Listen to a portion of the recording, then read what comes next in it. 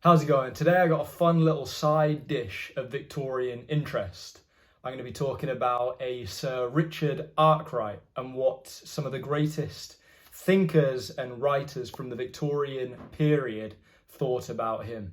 Richard Arkwright was around right at the start of the Industrial Revolution and is known as the father of the modern industrial factory system for his creation of the water frame cotton spinning machine.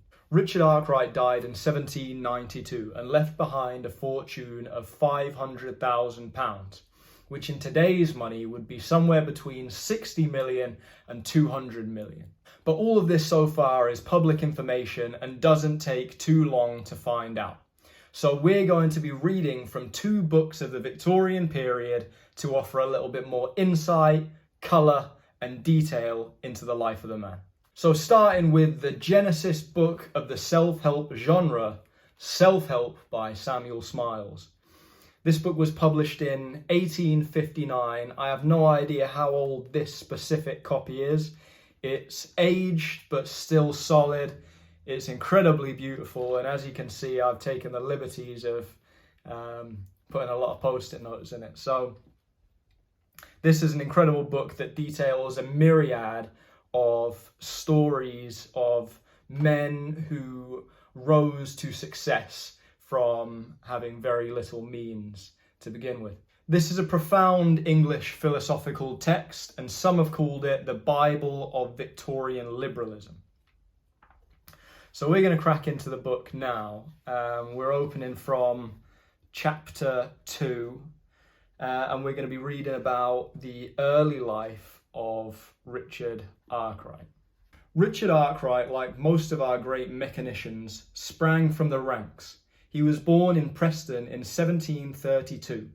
His parents were very poor, and he was the youngest of 13 children. He was never at school. The only education he received he gave to himself, and to the last he was only able to write with difficulty. When a boy, he was apprenticed to a barber, and after leaving the business, he set up for himself in Bolton in 1760, occupying an underground cellar over which he put up the sign, "Come to the subterraneous barber, he shaves for a penny." The other barbers found their customers leaving them and reduced their prices to his standard. When Arkwright, determined to push his trade, announced his determination to give a clean shave for half a penny, after a few years he quitted his cellar and became an itinerant dealer in hair.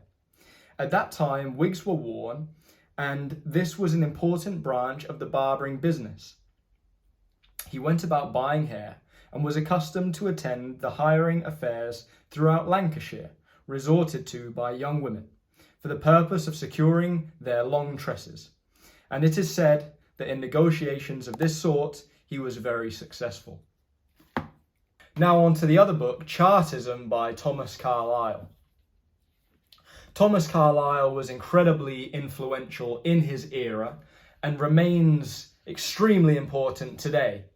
He has an intense and fiery, powerful way with words. He goes on tirades like a monsoon. Carlyle called Arkwright a British lion. He said that he is a mythic man like Arachne and a Choragus. All intense use of vocabulary. So here we'll crack into Carlyle talking about Richard Arkwright. Richard Arkwright, it would seem, was not a beautiful man, no romance hero with haughty eyes, Apollo lip, and gesture like the herald Mercury. A plain, almost gross, bag-cheeked, pot-belly Lancashire man with an air of painful reflection, yet also of copious free digestion. A man stationed by the community to shave certain dusty beards in the northern parts of England, at a halfpenny each. To such an end, we say by forethought, oversight, accident and arrangement, had Richard Arkwright been the community of England and his own consent set apart, nevertheless in strapping of razors, in lathering of dusty beards, and the contradictions and confusions attendant thereon, The man had notions in that rough head of his, spindles, shuttles, wheels, and contrivances, plying ideally with the same rather hopeless looking, which however he did at last bring to bear, not without difficulty. His townsfolk rose in a mob around him, for threatening to shorten labour, to shorten wages, so that he had to fly with broken washpots, scattered household, and seek refuge somewhere.